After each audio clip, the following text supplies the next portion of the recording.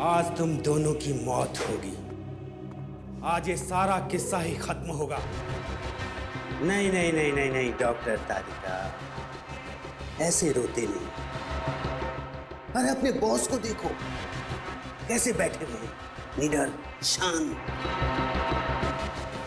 बहुत होशियार समझते हो अपने आप को ना, जरूरत से ज्यादा चालाक और चतुर। ऐसे चालाक फॉरेंसिक एक्सपर्ट की मौत भी एक एक्सपर्ट के हाथों होनी चाहिए। वो होगी।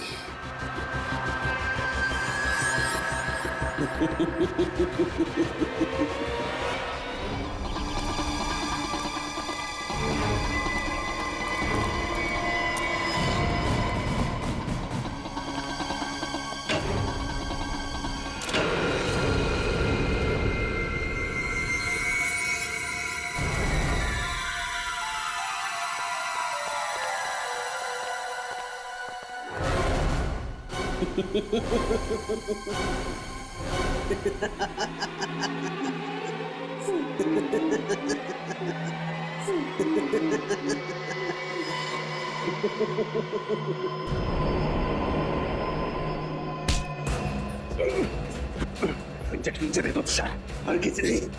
सीआईडी मुझे जिंदा कभी नहीं पकड़ सकती है। मैं ये इंजेक्शन खुद इंजेक्ट करूंगा। नहीं नहीं। आप ठीक हो? तुम ठीक हो डॉक्टर तारिका? बहुत होशियारी दिखा दी तुमने तुषार। पता मेरी साथी मोनिका कहाँ? मैंने इसे भी जहर का इंजेक्शन दिया। साथी तक को नहीं छोड़ा। पंकज, जल्दी से मोनिका के पास जा और उसे हॉस्पिटल पहुंचा। तेरा खेल खत्म तुषार। तूने डॉक्टर साळुंखे को बेईमानी करने पर मजबूर किया, लेकिन उन्होंने बेईमानी में भी ईमानदारी दिखाई और हमारे लिए सुराग छोड़ते गए। आपने मुझे धोखा दिया डॉक्टर साहब। अगर मुझे फांसी नहीं हुई तो जेल से निकलने के बाद मैं सीधे आपका खून करूंगा। अगर दोबारा डॉक्टर साळुंखे के साथ ऐसे बात की तो तू बोलने लायक भी नहीं रहेगा।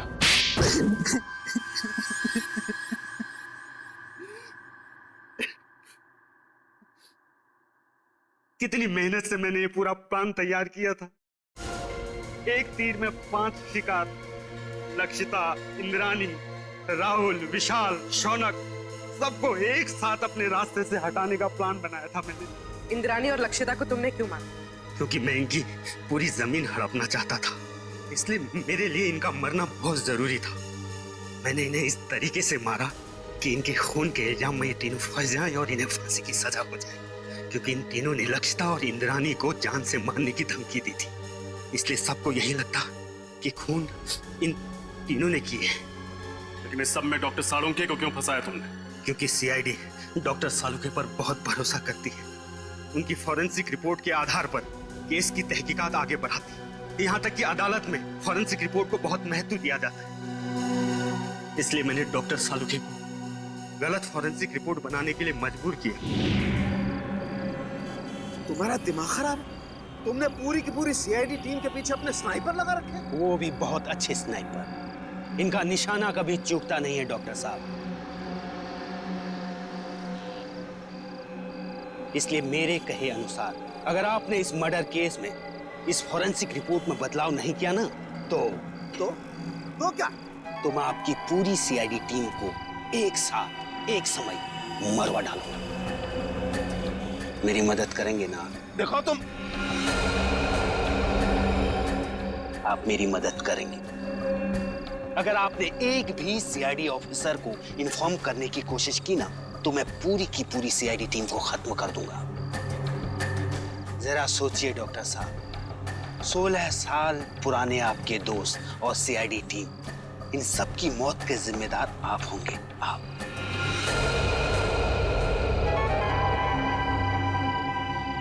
ठीक है, मैं तुम्हारी मदद करूंगा। बहुत अच्छी। क्या परेशानी है? सिर्फ पता नहीं क्यों मेरा दिल नहीं मानता कि ये तीनों खूनी हैं। मैंने इतने साल उनके साथ काम किया है और कितना कुछ सीखा है उनके पास से, लेकिन इस केस की फोरेंसिक जांच उन्होंने ठीक से नहीं की। 10 सितंबर को कमरा नंबर 111 में कौन ठहरा हुआ था? वो हमारे असिस्टेंट मैनेजर अंगद को दिया गया है। अरे ये तो वही है। विजय सर को बुलाता हूँ।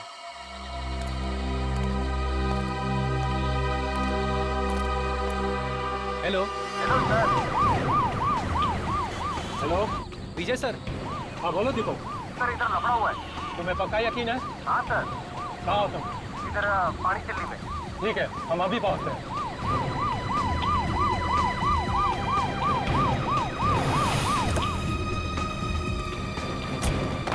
सर कहाँ है गाड़ी? सर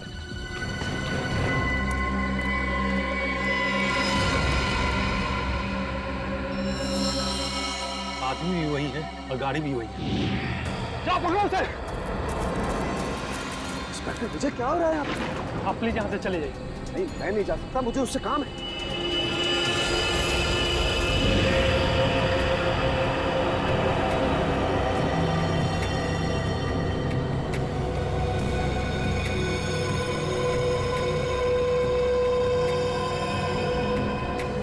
अब क्या करें सर? सीआईडी को फोन करना पड़ेगा।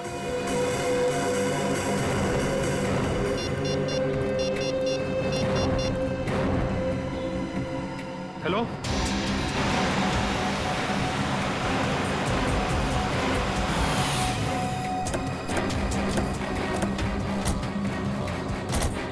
Hello sir. अंगद कहाँ है? सर गाड़ी के अंदर।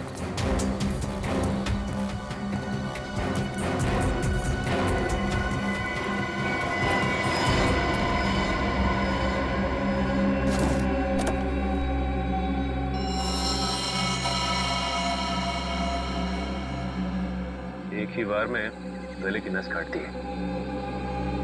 लगता है सर मरे हुए काफी समय हो गया। देखो गाड़ी में और क्या क्या मिलता है।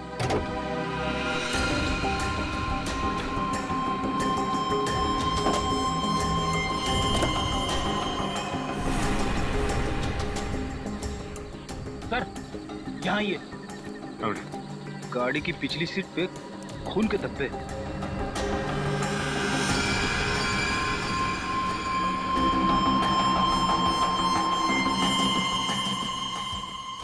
सर अंगद की लाश तो ड्राइवर सीट पर है, फिर गाड़ी के पीछे वाली सीट पर खून के धब्बे कैसे हैं? हाँ पूर्वी, ये बात तो है। आपको कैसे पता चला कि इंद्रानी और लक्षिता के मर्डर केस में अंगद का कनेक्शन? दरअसल बात यह है सर कि 10 सितंबर की रात को मैंने इस आदमी को डॉक्टर सलूंके के साथ देखा। तभी जिंदा था। वो 10 सितंबर की रात हम जेल से फरार दो कैदी टीकू और जग्गू का पीछा करते हुए वाड़ी वो हम पर लगातार फायर कर रहे थे। वहाँ पार्क की हुई एक गाड़ी के पीछे से भागते हुए वो जंगल में छिप गए। जब मैं उस गाड़ी के पास पहुंचा तो डॉक्टर सालुंके को उस गाड़ी से निकलते देख मैं आश्चर्यचकित रह गया। इंस्पेक्टर विजय, क्या हो रहा है यहाँ पर? सर हम कुछ क्रिमिनल्स का पीछा कर रहे हैं। आपकी जान को भी खतरा हो सकता है। आप प्लीज यहाँ से चले जाइए। नहीं, मैं नहीं जा सकता, मुझे उससे काम है। सर मैंने कहा ना, आपकी जान को भी खतरा हो सकता है। प्लीज आप चले जाइए और उन्हें भी अपने साथ ले जाइए।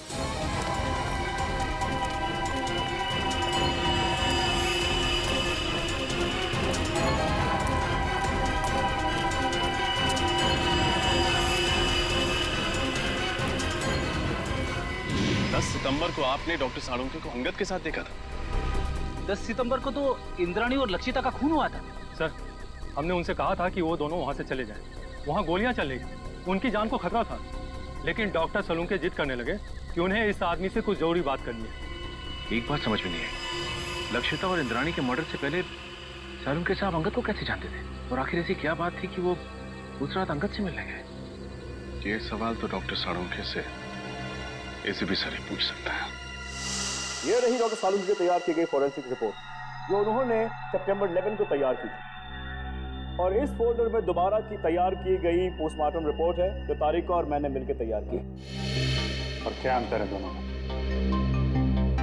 डॉक्टर सालुंके की रिपोर्ट के मुताबिक इंद्राणी और लक्षिता का खून रात 9 और 11 बजे के बीच हुआ, जबकि सच तो यह है कि दोनों की मौत रात 8 बजे के पहले हो चुकी थी। क्या? 10 सितंबर की रात को मैंने इस आदमी को डॉक्टर सालुंके के साथ देखा था।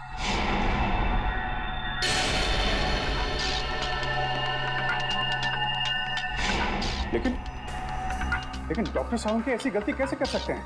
मुझे भी हैरानी हो रही है अभिजीत। और तो और लाश के ऊपर जो बुलेट वुंड थे उसकी साइज भी उन्होंने गलत लिखी थी। असली घाव तो इससे काफी छोटे थे। नहीं, सालुंके साहब ऐसी गलती कर ही नहीं सकते। कहीं ऐसा तो नहीं कि आप लोगों के हाथों से कोई गलती हुई हो? इसकी कोई गुंजाइश नहीं, हमने रीचेक किया था। एक बार पोस्टमार्टम हो चुका है, क्या दूसरी बार किया हुआ पोस्टमार्टम रिपोर्ट सही होता है? You are right officer. 24 घंटों के अंदर अंदर की गई पोस्टमार्टम रिपोर्ट सबसे एक्यूरेट होती है, क्योंकि उसके बाद बॉडी के ऑर्गन सड़ना शुरू हो जाते हैं। इसीलिए प्रिजर्व की गई लाशों पर ब्लड कल्चर्स और टॉक्सिकोलॉजी रिपोर्ट करना बहुत मुश्किल होता है। पर तो लक्षिता और इंद्राणी को मरे हुए तो 5 दिन हो गए। You are right officer. Doctor Tarika ने घाव के वीडियोस और फोटोज तब लिए थे जब घाव ताजे थे। इससे दोबारा ऑटोप्सी करने में हमें बहुत हेल्प मिली। डॉक्टर तारिका, आपने ये तो मैंने इसलिए किया अभिजीत, मुझे डॉक्टर सालुंके पर शक हो रहा था, वो पोस्टमार्टम ठीक से नहीं कर रहे। सॉरी। नहीं, तुम्हें परेशान होने की जरूरत नहीं है तारिका। तुम सिर्फ अपनी ड्यूटी कर रही थी, डॉक्टर सालुंके के साथ गद्दारी नहीं। और क्या जो डॉक्टर सालुंके ने अपनी रिपोर्ट में नहीं लिखा है या गलत लिखा है डॉक्टर समीर? एक बहुत जरूरी बात, आइए मेरे साथ। डॉक्टर सालुंके की रिपोर्ट के मुताबिक लक्षिता पर करीब 10 फीट की दूरी से गोली चलाई गई थी और इंद्राणी पर करीब 8 फीट की दूरी से। हाँ सर, जहाँ से खूनियों ने गोली चलाई थी वहाँ से 8 से 10 फीट का डिफरेंस था। लेकिन घाव के टिश्यू कल्चर से हमें ये पता चला है कि खूनी ने लगभग 20 से 25 फीट की दूरी से गोली चलाई थी और खून पिस्टल से नहीं बल्कि स्नाइपर राइफल से हुआ था। स्नाइपर राइफल से? सर, कोई घर में स्नाइपर राइफल यूज क्यों करेगा? और वैसे भी विशाल, शौनक और राहुल ने कहा था कि उन्होंने पिस्टल इस्तेमाल की थी और सर्चिंग के टाइम हमें कोई राइफल मिली भी नहीं थी। और डॉक्टर तारिका, फार्म हाउस से हमें ये 9mm बुलेट्स मिले, किसी राइफल के बुलेट्स नहीं। यही बात तो हम साबित करना चाहते हैं रजत, कि खूनी ने पिस्टल से नहीं बल्कि राइफल की हाई स्पीड बुलेट से खून किया था। और जब वो गोलियां लक्षिता और इंद्राणी के शरीर से बाहर निकल गई तब खूनियों ने वो गोली कहीं छिपा दी हो। ये बात मैं आप सबको डेमोन्स्ट्रेट करके एक्सप्लेन कर सकता हूँ। ये स्कल ए है, इस पर हमने ठीक उसी साइज का छेद किया है जो लक्षिता के सर पे था। और स्कल बी और स्कल सी बिल्कुल सही सलामत है। मैं अभी आप लोगों के सामने स्कल बी पर .22 पिस्टल से 10 फीट की दूरी से फायर करूंगा और स्कल सी पर स्नाइपर राइफल से तकरीबन 20 फीट की दूरी से फायर करूंगा। जाहिर सी बात है कि दोनों बुलेट से अलग अलग किस्म के घाव होंगे। तो जो घाव लक्षिता के सर के घाव से यानी स्कल ए के घाव से मैच करेगा वो घाव मर्डर वेपन से किया गया होगा। राइट। गुड।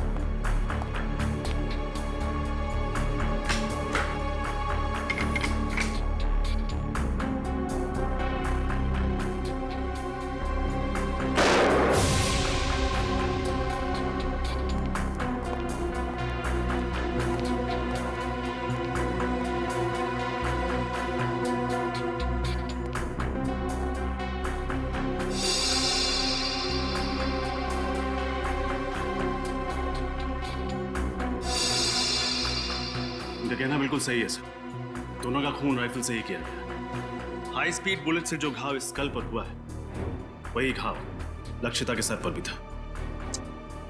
विश्वास नहीं हो रहा है सालुंके साहब ने इतना बड़ा झूठ बोला हमसे। विशाल, शौनक और राहुल को लेकर आओ, उन्हें फार्म हाउस लेके चलते हैं, देखते हैं एग्जैक्टली वहां पे क्या हुआ था।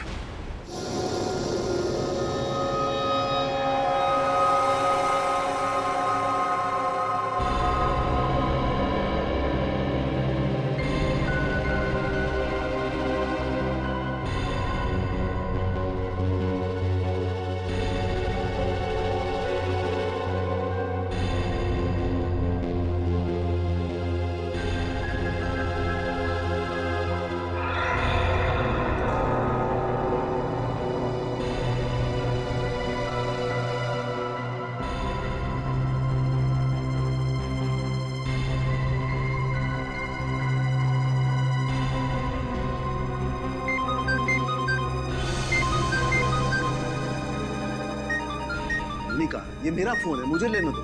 डॉक्टर सालुंके, आप शांत हो जाइए। अगर आप इतना चिल्लाएंगे तो आपका बीपी हाई हो जाएगा। Private number? हेलो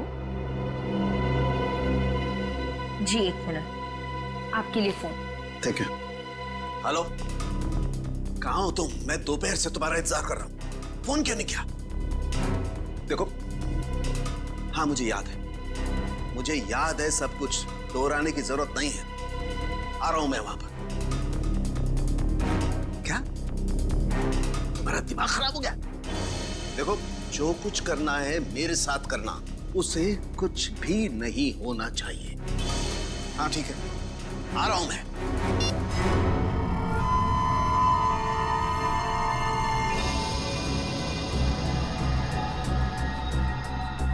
लक्षिता और इंद्राणी यहां सोफे पे बैठे हुए थे। अब ठीक से याद करके बताओ कि 10 सितंबर की रात को यहां पे क्या हुआ था? क्या किया था तुम लोगों ने? सर, उस रात करीब 9-9:15 बजे होंगे सर।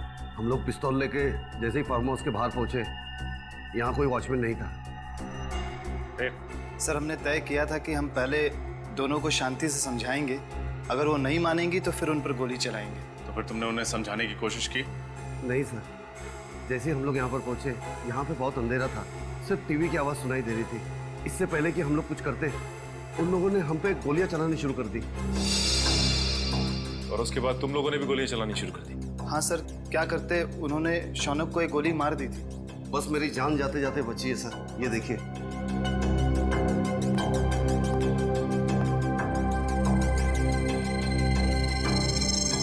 जब तुम्हें ये गोली लगी तो तुम कहाँ खड़े थे? यहाँ सर, मैं यहाँ खड़ा था सर। जैसे ही मुझे गोली लगी, मैं वहां पर उस दीवार पे जाके टकराया और मेरा सर वहां पर लग गया।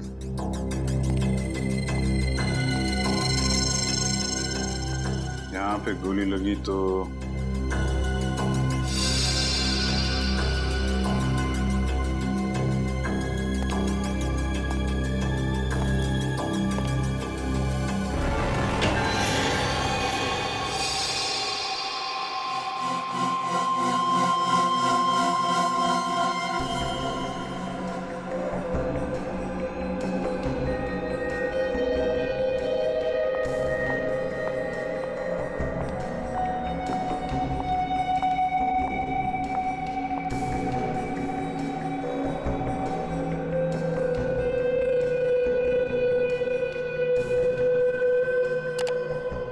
तारिका, गाड़ी की बैक सीट पर जो खून के धब्बे मिले हैं उनकी जांच हो गई है। 2 अलग अलग लोगों का खून है और दोनों में औरत का डीएनए मिला है।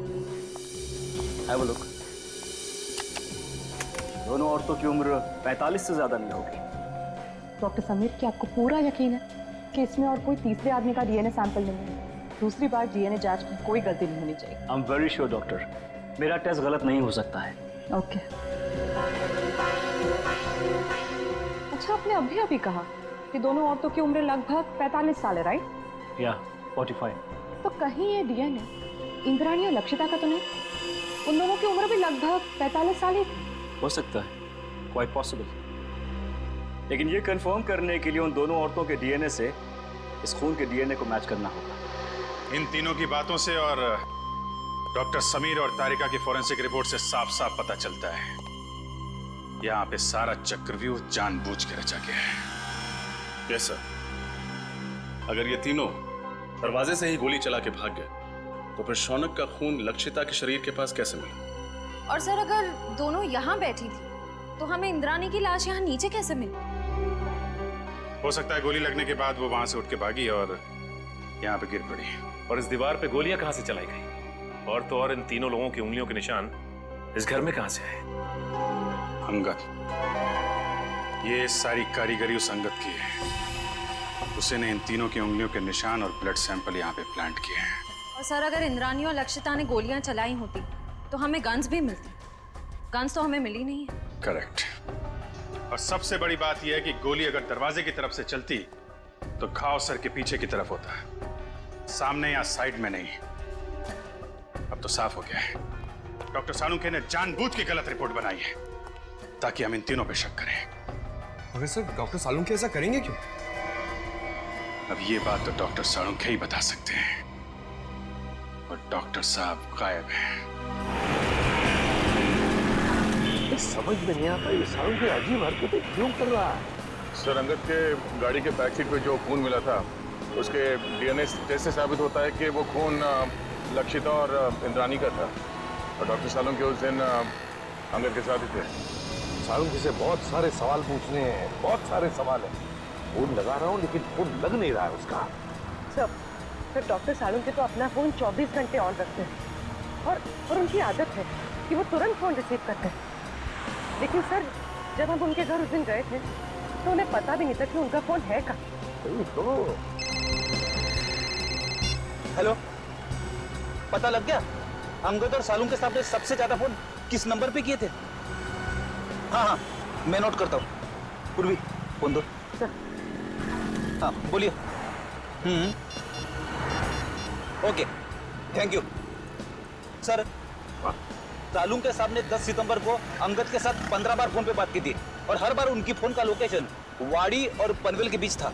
अंगद को 15 बार फोन किया है, फोन वाड़ी और पनवेल के बीच में। सर ये अंगद किसी प्राइवेट नंबर से फोन पे बात कर रहा था, इसीलिए उसका मोबाइल फोन ट्रेस नहीं हो पाया।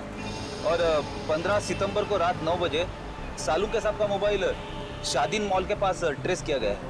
शादीन मॉल? सर, डॉक्टर तारिका से मिलने के बाद अभिजीत और मैं वहाँ डिनर के लिए गए थे, और इसी मॉल के पार्किंग लॉट में सर मुझे गाड़ी के विंडशील्ड पे चॉकलेट के पेपर पे लिखा हुआ वो सुराग मिला था, और उसी सुराग के जरिए हम लोग होटल रेड सेंट्रल के कमरा नंबर 111 तक पहुंचे। सर इसका मतलब डॉक्टर सालुंखे ने आपकी गाड़ी पर वो सुराग हमारे लिए छोड़ा था। सर मतलब डॉक्टर सालुंखे हमारी मदद करना चाहते हैं। पहले ये सालुंखे काम बिगाड़ता है और फिर सुधारने के लिए हमारी मदद भी कर रहा है। वाह, सालुंखे को तो सच्चाई बतानी ही पड़ेगी। सच्चाई बतानी पड़ेगी सालुंखे को।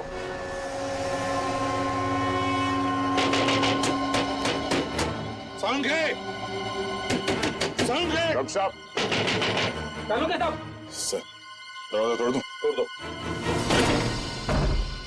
डॉक्टर साहब!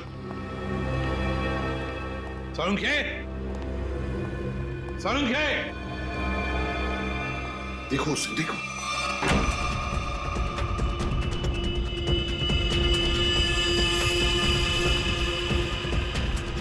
अबे पकिया, उठ, सीआईडी वाले आगे। सालुंखे! डॉक्टर साहब! डॉक्टर साहब!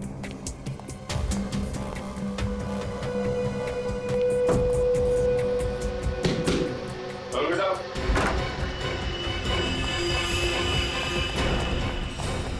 रुक जा! Salunkhe sir, Salunkhe sir.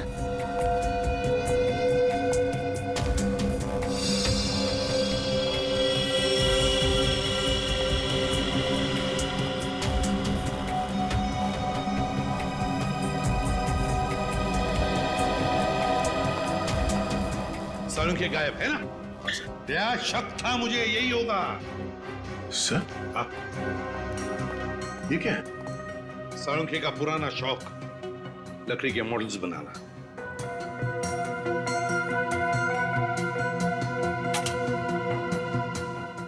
Doctor साहब का मोबाइल सर है? मोबाइल छोड़ कर गया वो? ऑफ है।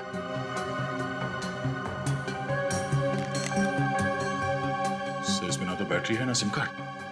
बैटरी भी नहीं, सिम कार्ड भी नहीं।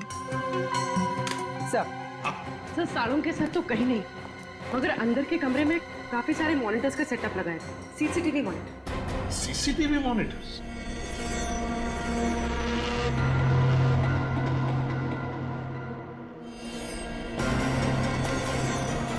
रुक जाओ, वरना गोली मार दूंगा।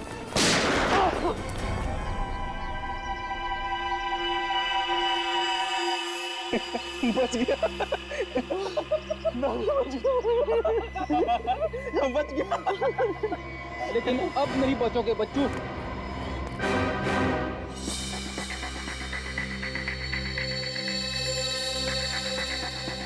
सर? हाँ?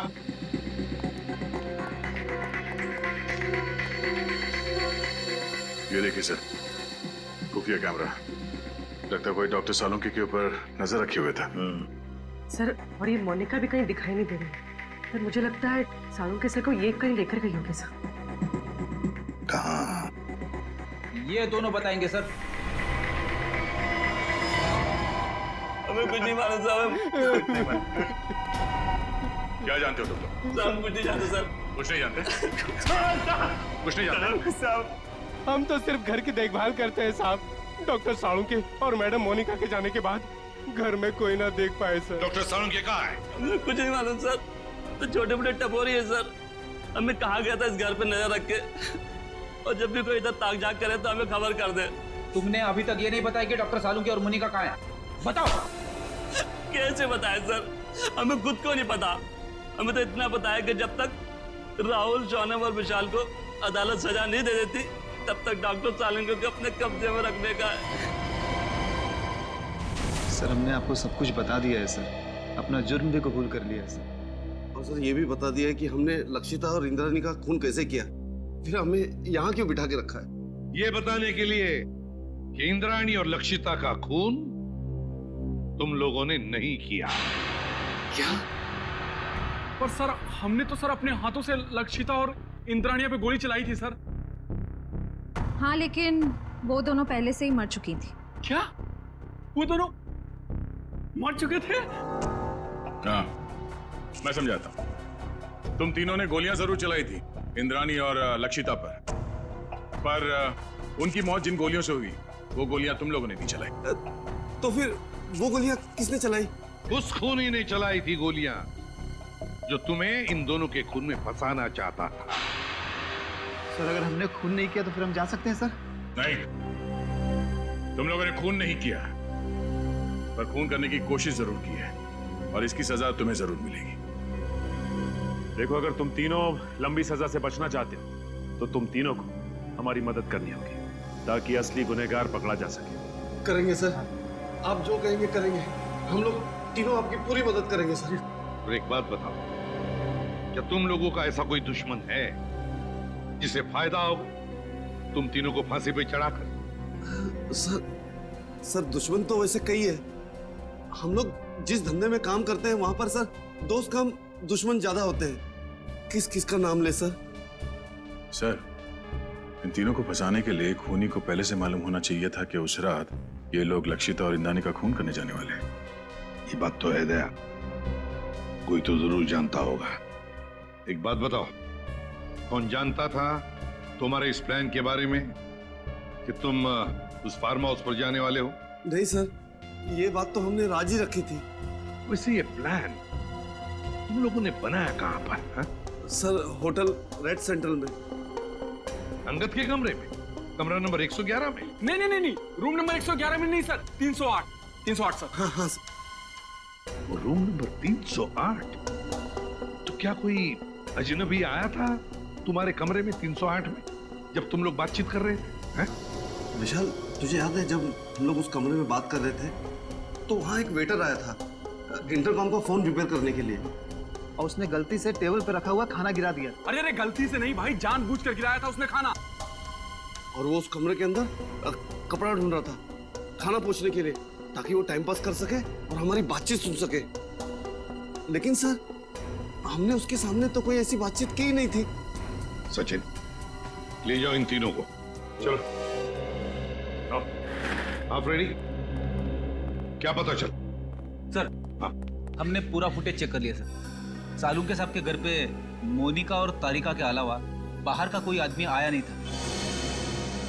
और सर, सालुंके साहब और तारिका के बीच में कुछ बातचीत हुई है। क्या बातचीत हुई है?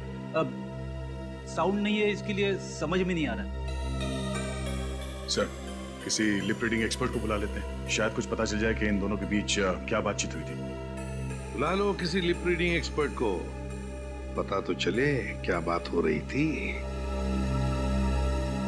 होटल रेड सेंट्रल, कमरा नंबर 308, वेटर।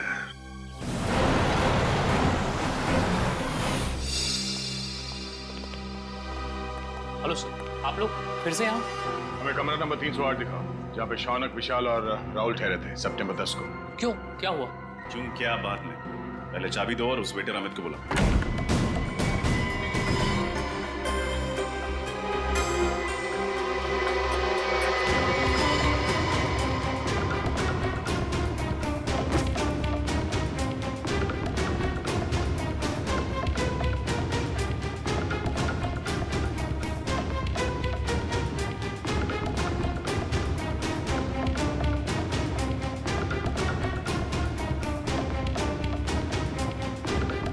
खुफिया कैमरा।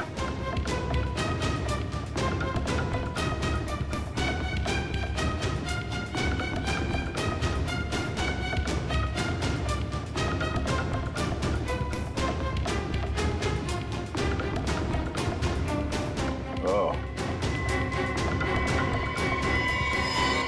ये देखो खुफिया कैमरा और ये बग। इन चीजों के जरिए खूनी शौनक और उसके साथियों का प्लान सुन रहा था। सर, अमित आ गया। आइए अमित जी, आइए। हाँ, बैठ बैठ इधर। तूने लगा था ना ये कैमरा और ये बग इस कमरे में, हाँ? ताकि तुम विशाल, शौनक और राहुल की बातें सुन सको। क्यों? नहीं सर, मैंने कोई बग नहीं लगाया सर, मैंने कोई बग नहीं लगाया सर। देख सच बोल, वो बग हमें मिल चुका है, समझा? बात यहीं पे बताएगा या कहीं और ले चले तुझे? हाँ सर, हाँ मैं नहीं लगाया था बग सर, मगर मैंने ये अंकल साहब के कहने पे ही किया था साहब, और उन्होंने मुझे 50,000 के बदले में 2 काम करने को कहा था साहब। कौन से 2 काम? सर एक काम तो किसी बहाने इसी कमरे में बग और कैमरा लगाने को कहा था साहब। और दूसरा काम? दूसरा काम लक्षिता और इंद्राणी मैडम को इस होटल के बाहर किसी इलाके में छोड़ने को कहा था साहब। कब की बात है ये 10 सितंबर शाम को 6:45 बजे के आसपास का टाइम था सर। 10 सितंबर। चल अभी वो जगह दिखा जहाँ पे तुमने लक्षिता और इंद्राणी को छोड़ा था। चल चल।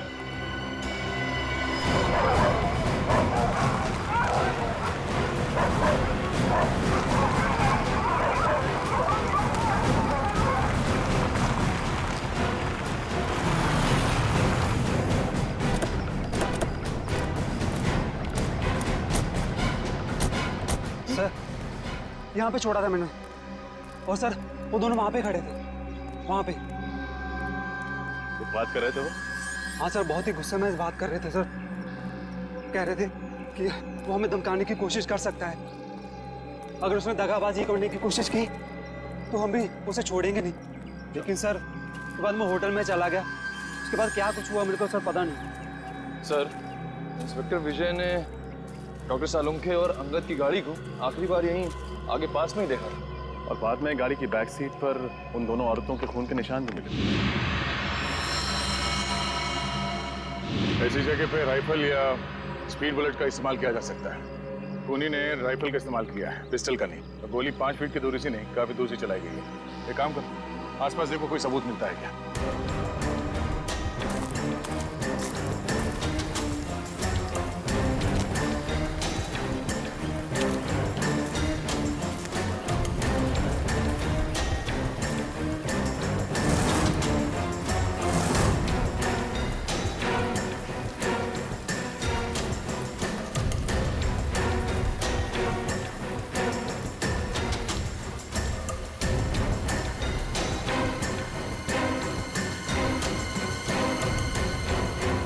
तो गोली बस पे खून भी लगा हुआ है। दो गोली एक ही जगह पे कैसे? मतलब जो भी हुआ यहीं आसपास कहीं हुआ है। सर, हाँ निकल। सर इस झाड़ी में ये सैंडल मिला है, इस पे खून लगा हुआ है, लेकिन सर खून सूखा हुआ है सर। खून लगा? हाँ सर।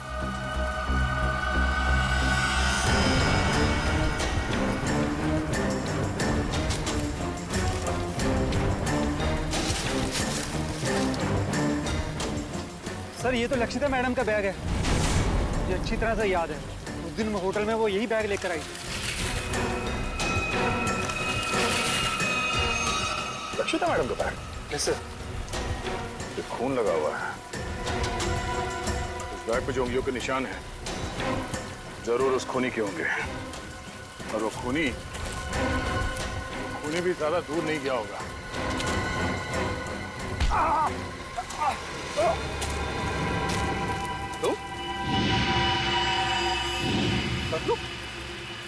लक्षिता के फार्म हाउस के रखवाले हैं? तुम यहाँ क्या कर रहे हो?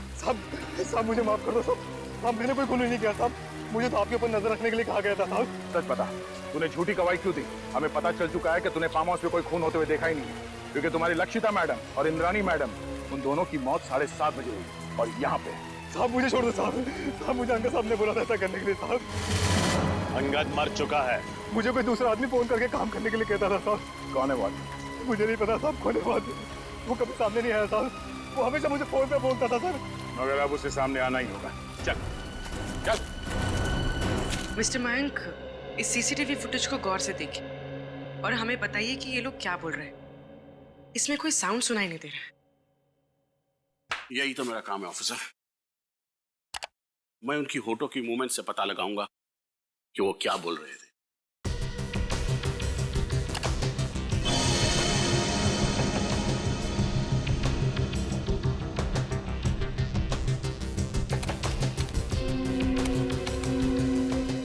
ACP sir,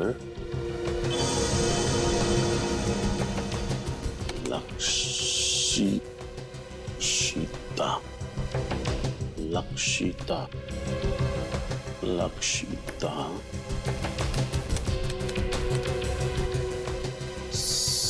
CID team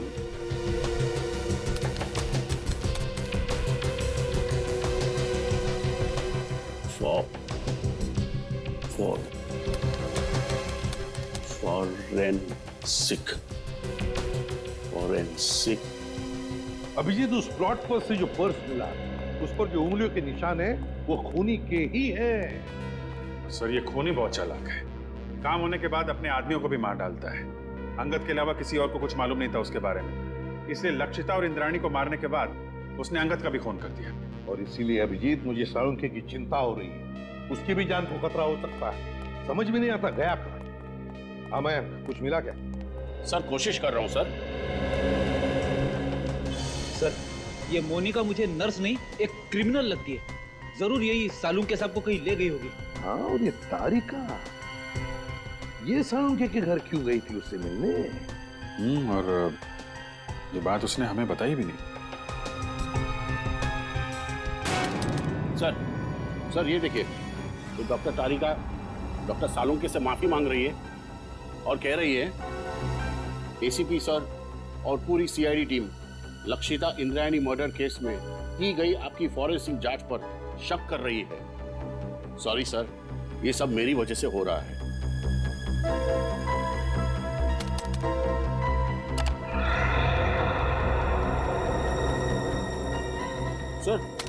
sir ये भी देखिए, डॉक्टर साळुंखे किसी के साथ फोन पर गुस्से में बात कर रहे हैं और कह रहे हैं जो करना है मेरे साथ करो, उस लड़की को कुछ नहीं होना चाहिए, मैं आ रहा हूं।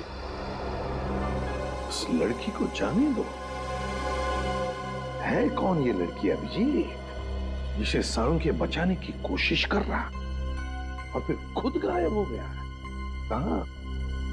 कहां गायब हो गया ये साळुंखे? ये सारा चक्कर क्या है?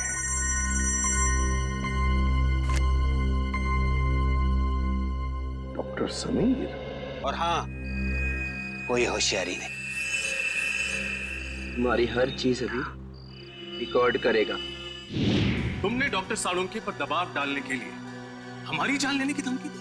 एक इंसान के पीछे एक हैवान छुपा हुआ है। अब बताओ, 10 सितंबर की रात को पनवेल के फार्म हाउस में क्या हुआ था? मुझे पता था अंधेरे में गोलियां चलाने के बाद राहुल, शौनक और विशाल को यही लगेगा कि उन्होंने लक्षिता और इंद्राणी को मार डाला है। जब वो वहां से भाग रहे थे तब मैंने वॉचमैन संतरू का इस्तेमाल किया। मुझे एक चश्मदीद गवाह की जरूरत थी जिसके बयान पर CID भी भरोसा करती और जो बाद में अदालत में भी तीनों के खिलाफ गवाही देता। प्लान तो तुमने बहुत मेहनत से बनाया था, लेकिन डॉक्टर साळुंखे की होशियारी और हमारी टीम की सूझबूझ और एकता के कारण तुम्हारा प्लान कामयाब नहीं हुआ। अब तुम्हारे खिलाफ ऐसा केस तैयार करेंगे कि इस डबल मर्डर के लिए तुम्हें फांसी ही होगी। साळुंखे, यार हमने तुम पर शक किया, मगर तुमने अपना सब कुछ दांव पर लगा दिया हमें बचाने के लिए। सॉरी यार। अरे सॉरी? हाँ सॉरी। कम ऑन यार, अरे मेरा फर्ज था ये सब कुछ करना। पिछले 16 साल से हम लोग एक परिवार की तरह से काम कर रहे हैं। सीआईडी मेरा अपना परिवार है यार।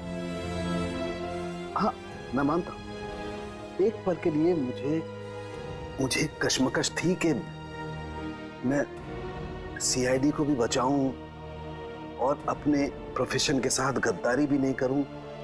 ये प्रॉब्लम थी मेरे सामने। लेकिन यार Pradyuman, please don't say sorry यार, प्लीज। चलो ठीक है, जो हुआ सो हुआ, है ना, भूल जा यार। लेकिन सबसे खुशी की बात क्या है मालूम? जो तू सही सलामत वापस आया वन पीस में। आना ही था मुझे वापस। मुझे पूरा भरोसा था तुम लोगों पर। मुझे मालूम था तुम लोग मुझे कभी कुछ नहीं होने दोगे। तू रोता क्यों है? रो नहीं रहा हूं मैं यार, रो नहीं रहा हूं मैं यार। तुम नहीं सुधरोगे यार।